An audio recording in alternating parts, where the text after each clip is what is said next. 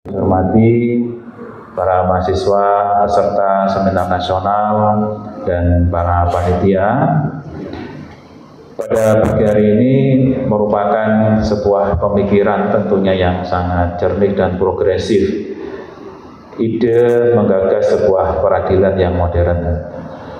Beberapa waktu yang lalu kita ada sebuah isu ya yang sebenarnya kurang enak di lingkungan peradilan, yakni proses penunjukan hakim. Jadi ketika melalui proses pemeriksaan persidangan ada problem di penunjukan hakim.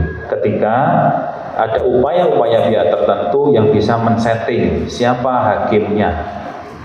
Nah, untuk mengantisipasi ini kemudian Mahkamah Agung Republik Indonesia membuat inovasi baru agar tidak subjektif, agar tidak human interest yang bermain, maka mau dikembangkan AI untuk menunjuk siapa hakim yang pas untuk menangani suatu perkara. Nah, ini tentunya sebuah bentuk saya kira dalam proses peradilan agar rasa keadilan masyarakat bisa terwujud. Kemudian jauh sebelum itu juga Mahkamah Agung sudah menggagas yang namanya sistem informasi e-court, electronic court atau peradilan elektronik.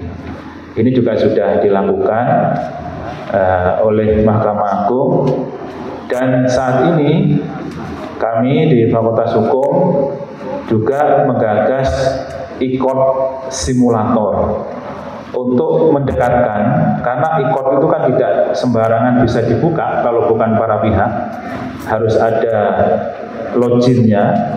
Maka bagi mahasiswa yang praktek nanti akan berpraktek menggunakan e-court simulator, sehingga nanti suatu saat ketika menjadi advokat, menjadi hakim, menjadi jaksa sudah terbiasa menggunakan e-court ini. Ini upaya juga yang dilakukan. Walaupun kalau secara yuridis mungkin nanti juga bisa menjadi bahan diskusi kita, sebaiknya terkait dengan hukum acara itu harus ada dasar hukumnya dalam suatu undang-undang. Nah, selama ini kita itu selalu berakrobat untuk membuat sebuah perubahan di dalam hukum acara, baik itu dari yang manual ke yang elektronik ataupun apapun yang menambahkan dalam hukum acara, masih sebatas peraturan perundang-undangan di bawah undang-undang. Kenapa kami tekankan penting ini dalam bentuk undang-undang? Karena hukum acara itu merupakan hukum yang berlaku untuk seluruh rakyat Indonesia. Tidak hanya mengikat kepada hakim, tidak hanya mengikat kepada APH, jaksa, polisi, advokat, tetapi juga mengikat pada seluruh rakyat Indonesia. Dan itu sangat berpotensi mengurangi, melanggar hak asasi manusia. Nah, ketika sudah ke sana materi muatannya, maka seharusnya itu dengan undang-undang. Nah, pembaruan kalau di pidana KUHP saat ini tentunya menjadi sangat penting untuk dimasukkan soal e-court ini. Kemudian juga nanti, nah ini sudah lama untuk acara perdata kan belum ada ya bro, masih kita menggunakan HIR hukum Belanda. Nah, semoga suatu saat juga kita punya, dan juga masih menggunakan banyak SEMA, banyak PERMA dan seterusnya. Nah, ke depan tentunya kita perlu lebih banyak menata. Saya melihat bahwa panitia sudah mencoba untuk komprehensif menghadirkan dan mendengarkan semua pihak. Ada unsur narasumber dari peradilan agama, dari unsur peradilan tata usaha negara, Prof. Sogar dari unsur perdata, dan Pak Waizin dari unsur. Semuanya ini kurang satu sebenarnya. Militer belum ada. Kalau ada militer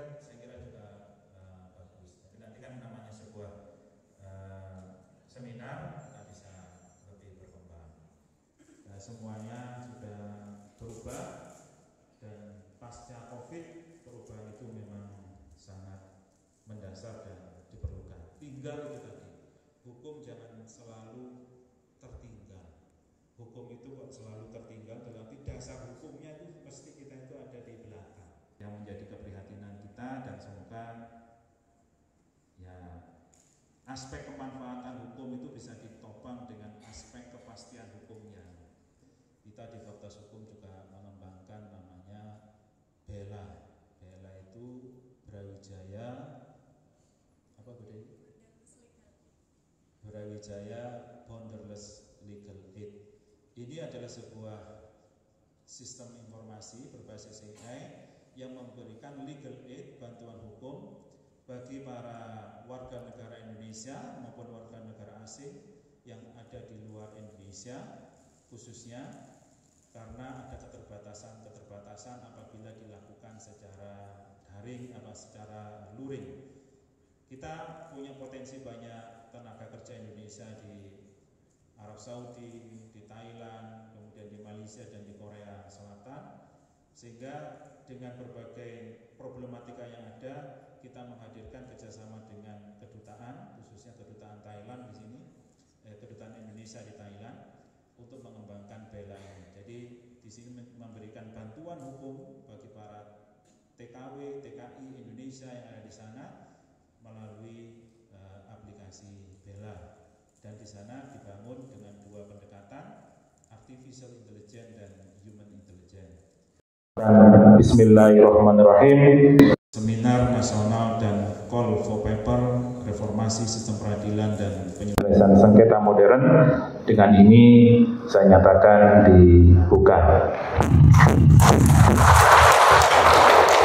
Jadi seminar ini sebenarnya kita laksanakan kan tujuannya ya ini pelaksanaan manifestasi kewajiban kami sebagai pengelola di Prodi Magister Ilmu Hukum, sehingga ini tujuannya salah satu manifestasi dari kewajiban tersebut untuk membersamai mahasiswa dalam petualangan akademik mereka begitu ya selama berkuliah. Jadi tidak hanya perkuliahan yang rutin dilakukan, tidak hanya kegiatan-kegiatan penelitian dan pengabdian yang selama ini dilakukan, tapi juga kemudian mengadakan kegiatan seminar semacam ini.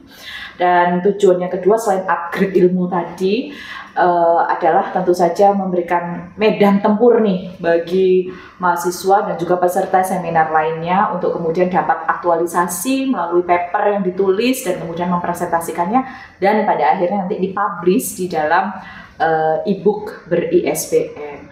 Lalu yang perlu diperhatikan juga, seminar nasional ini sebenarnya adalah sebuah kebutuhan juga bagi kami dari pengelola untuk kemudian membantu bukan hanya membantu ya, tetapi menyampaikan kepada khalayak bahwasanya terkait dengan sistem peradilan dan penyelesaian sengketa modern ini ternyata masih butuh gitu ya, masih butuh untuk dilakukan reformasi dengan banyaknya peraturan yang selama ini dalam sistem peradilan masih sangat tradisional ya, meskipun di dalam peraturan juga ada beberapa perubahan, tetapi kan ranahnya masih atau tingkatannya masih dalam bentuk peraturan Mahkamah Agung, sehingga seperti yang tadi saya sampaikan ya, mengutip pendapatnya Prof. Sogar, beberapa peraturan perundang-undangan terkait dengan arbitrase misalkan ini masih sangat lampau dan perubahan ya lewat perma tadi, termasuk juga terkait dengan sistem peradilan itu. Harapannya dengan adanya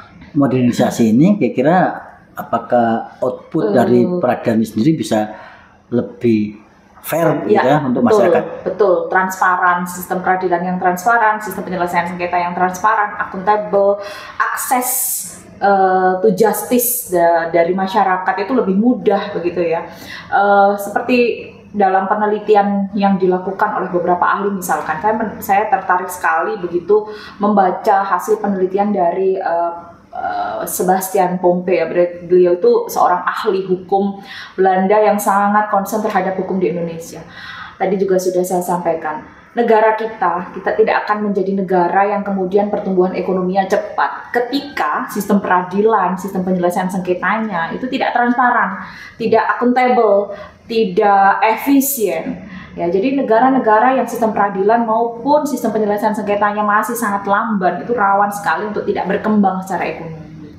Begitu. Jadi targetannya adalah meluas ya, tidak hanya untuk kami yang kemudian ada di universitas, tapi juga kemudian men-upgrade wawasan juga dan memberikan masukan bahwa ada banyak hal yang perlu direformasi dalam sistem peradilan dan penyelesaian sengketa modern.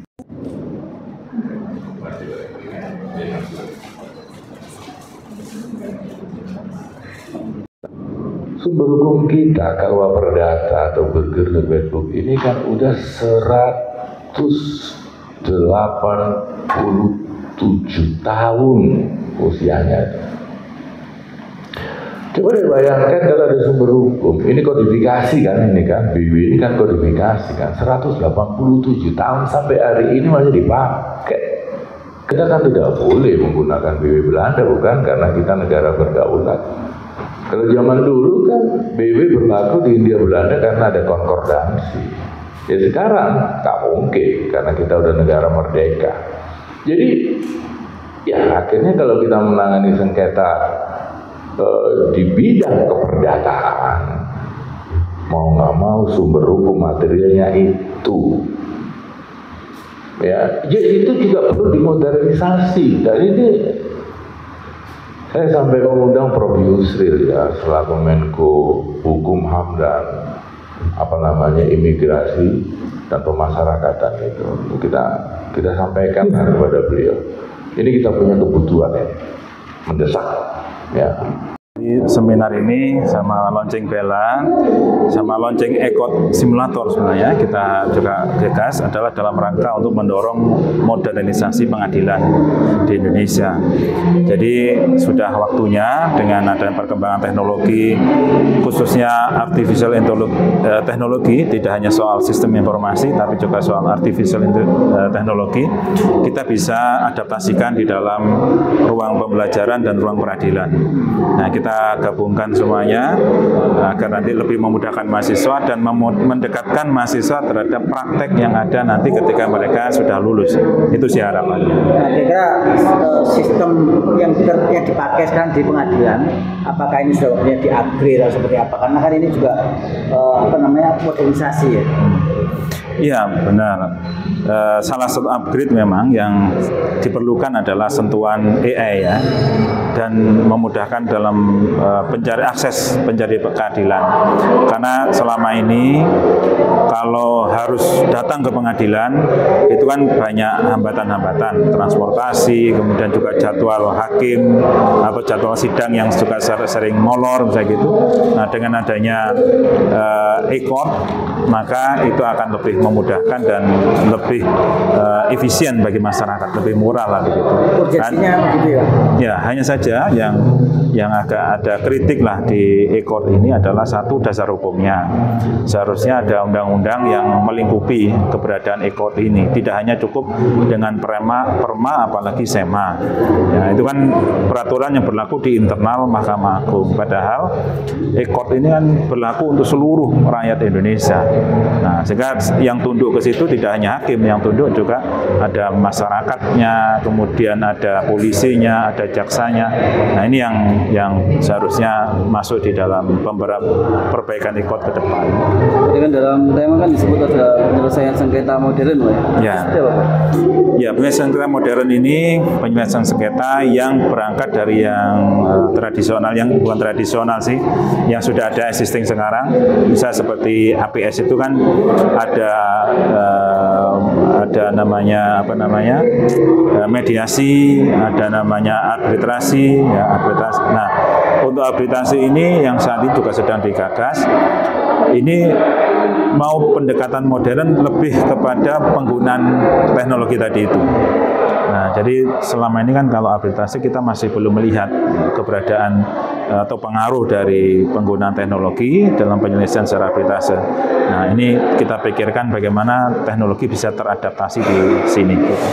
Lebih efisien gitu, Pak ya? Ya, tujuannya adalah transparan, ya, efisien, dan tidak ada human interest. Ya, jadi konflik interest kan bisa dikurangi karena yang mengatur ya dari mesin gitu ya.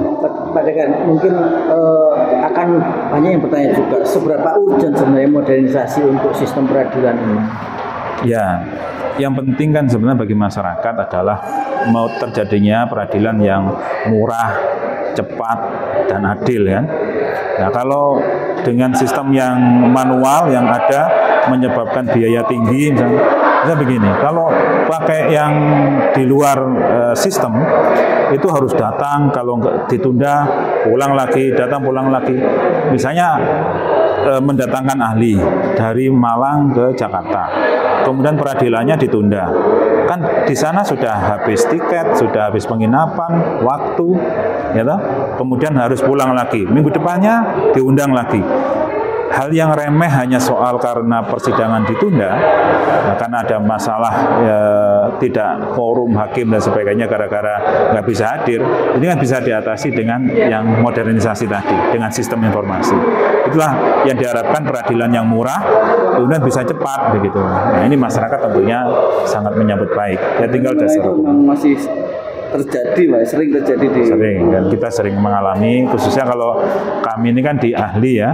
Kadang ahli itu, yaitu tadi saya sidang di pengadilan di Jakarta, kemudian ternyata ditunda, alasannya hakimnya pelatihan, alasannya hakimnya sakit, ya harus datang lagi ke sana, dan itu kan ya biaya begitu.